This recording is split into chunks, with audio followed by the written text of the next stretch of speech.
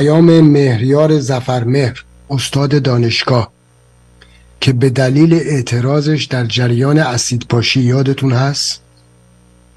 این استاد شریف دانشگاه مهریار ظفرمهر چون به جریان اسیدپاشی اعتراض کرده بود، اون زمان از دانشگاه اخراج شد. یعنی در واقع بیکارش کردن.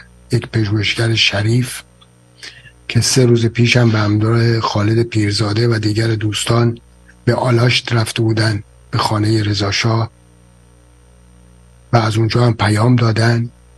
پیامی رو ایشون مستقلاً ارسال کردند، استاد مهریار ظفرمهر، و با هم پیام ایشون رو میشنویم و میبینیم با در دست داشتن پرچم سرنگ شیر و خورشید و تاج نشان در داخل ایران، همچنان که در آلاشت هم پرچم سرنگ شیر و خورشید و تاج نشان در دست ایشون و خالد پیرزاده که دیروز بازداشت شد بود.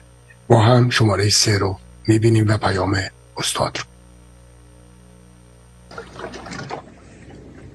ای ایران، با تو روینده و رویانم من، بی تو سوزنده و سوزانم من.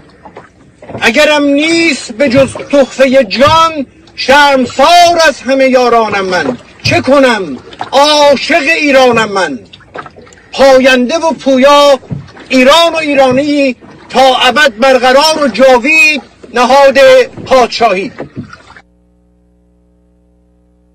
بله، استاد مهریار ظفرمهر یک میهن پرست، یک پادشاهی خواه و یک مبارز که از زمان اسیدپاشی تا به امروز این مرد شریف رو بیکار کردن و همچنان به عنوان یک پژوهشگر داره تلاش میکنه و در فعالیت هست برای آزادی میهن مبارزه میکنه.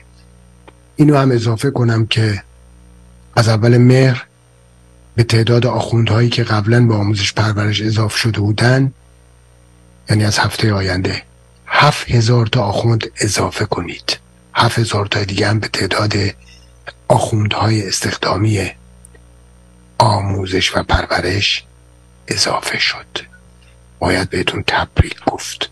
عرض کردم چیزی به عنوان وزارت آموزش پرورش در 2-3 سال آینده باقی نخواهد ماند و مکتب خانه ها رایج خواهد شد و آخوندها بر مسند خواهند نشست.